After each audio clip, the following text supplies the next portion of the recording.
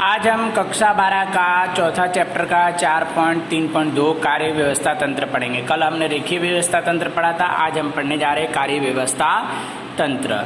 इसके अर्थ पढ़ते थे। रेखीय व्यवस्था तंत्र में कार्य की तुलना में विभाग को अधिक महत्व दिया देते हैं, मतलब कि विभागों को क्या अलग अलग विभागों को ज़्यादा महत्व इसमें दिया जाता है। इसमें मुख्य सीमा भी होती है। इन सीमाओं को ध्यान में लेकर कार्य अनुसार व्यवस्था तंत्र अस्तित्व में आया। रेखीय व्यवस्था तंत्र विशिष्ट प्रकार का अभाव होता है, मतलब उसमें कुछ ना कुछ खामियां होती है, परंतु कार्यों के स्थान में विभाग को अधिक महत्व दिया जाता है। इसलिए व्यवस्था तंत्र के अनुसार इकाई के एक विभाग में के अधिकारी को और कर्मचारियों को अनेक प्रकार के कार्य करने होते हैं। इसलिए स्वाभाविक है कि इसे अधिकारी को कर्मचारी को प्रत्येक विशेष ज्ञान नहीं होता, इसलिए इसके व्यवस्थित रचना की गई जिसमें विशिष्ट ज्ञान देने वाले विशेषज्ञ व्यक्तियों को इकाइयों के निश्चित कार्य किया सौंपा गया, जिसमें कार्य व्यवस्था तंत्र कहा जाता है। मतलब कि कहने का मतलब है कि रेखीय व्यवस्था तंत्र में क्या होता है कि एक कार्य उनके नीचे वाले जो अधिकारी थे उनको सौंप दिया था, परंतु नीचे वाले अधिकारियों को सब कुछ कार्य तो नहीं आता होगा। इस कारण से क्या होता है कि कार्य व्यवस्था तंत्र में जिस व्यक्ति को कार्य आता है, उसका वो स्पेशलिस्ट है, वो विशेषज्ञ है, उसी व्यक्ति को उसको कार्य सौंपा जाता है। जिस कारण से क्या होता है कि कार्य समय अनुसार और योग रूप से बिना नुकसान के हो जाता है। आगे चले तो इसकी रचना पढ़ते तो रचना में कार्य व्यवस्था तंत्र में श्रमिक विभाजन और विशिष्टीकरण का विशेष ध्यान दिया जाता है। मतलब श्रमिक विभाजन मतलब कर्मचारियों में बांटना और प्लस विशिष्टीकरण रूप से उसको दिया जाता है। इसमें अधिकार और दायित्वों का विभाजन किया जाता है विशेषज्ञों के नियुक्ति के द्वारा।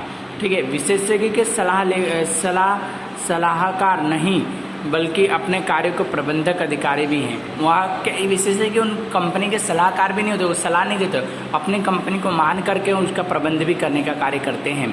जो उनको सौंपे गए कार्यों के लिए संपूर्ण रूप से उत्तरदायित्व उदाहरण क्रय अधिकारी इकाई के सभी प्रकार के क्रय कार्यों को उत्तरदायी, मतलब खरीदने वाला जो विभाग होता है उस सारे विभागों को क्या वो हैंडल करता है। अब इसकी क्या रचना डायग्राम अगर हम देखते हैं तो डायग्राम में आप देखेंगे तो इसके डायग्राम में दिया गया है कार्यानुसार व्यवस्था तंत्र मुख्य अधिकारी। ठीक है, इसके दो भागों में बांटा है। उसमें क्या चार भागों में बांटा गया, इसमें मुख्य दो भागों में बांटा गया है। ठीक है, तो दो भागों में बांटने से इसके अंदर पहला है प्रबंधक अधिकारी, दूसरा कारखाना विभाग। क्या है, पहला प्रबंधक अधिकारी, दूसरा कारखाना विभाग। तो प्रबंधक विभाग मतलब कि व्यवस्था करने वाला, जो चीज़ वस्तु की जरूरत पड़ती है उसकी व्यवस्था करे, उसको प्रबंधक विभाग के रूप में गिना जाएगा।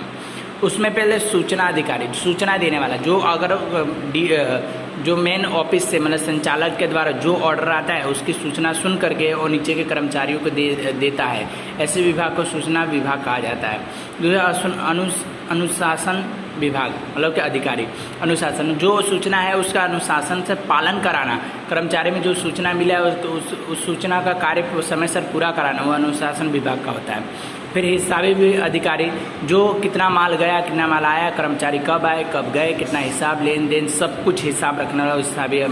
फिर मार्गदर्शन अधिकारी होता है, मार्गदर्शन समय समय पे क्या मार्गदर्शन देते रहते हैं। ठीक है, कि उनको मार्गदर्शन देना कि कौन सा समय क्या हुआ, कितने बजे कैसा, ओके, और क्या करना है, क्या बिगड़ा क्या हुआ, इस सारी बातों का मार्गदर्शन देने का कार्य किया जाता है। उसी प्रकार से आप देखेंगे तो कारखाना विभाग में सामूहिक अधिकार, गति अधिकार, गुणवत्ता अधिकार, मरम्मत। तो सामूहिक अधिकारी, ठीक है, सामूहिक अधिकारी में क्या तो समूह में मिलके वो अधिकारी होते हैं, एक या दो अधिकारी हो, जो कारखाना विभाग के अंदर एक से या दो से अधिकारी होते हैं जो अपने अपने डिपार्टमेंट को संभालते हैं। ठीक है, फिर गति अधिकारी को निरीक्षक होते हैं, वो चेक करते हैं कि आपने कितने समय पे कितना काम पूरा करके दिया है।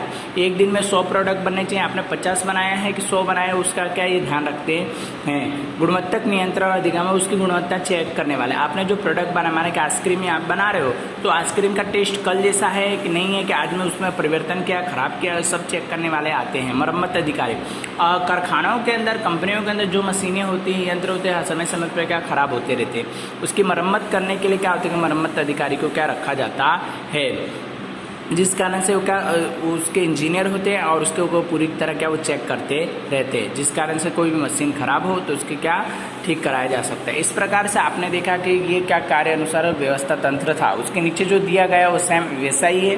उसमें कुछ अलग नहीं है। ठीक है, आप देखेंगे तो औपचारिक व्यवस्था तंत्र, कल इसको हम पढ़ेंगे अर्थ के साथ। आज के लिए इतना ही, धन्यवाद।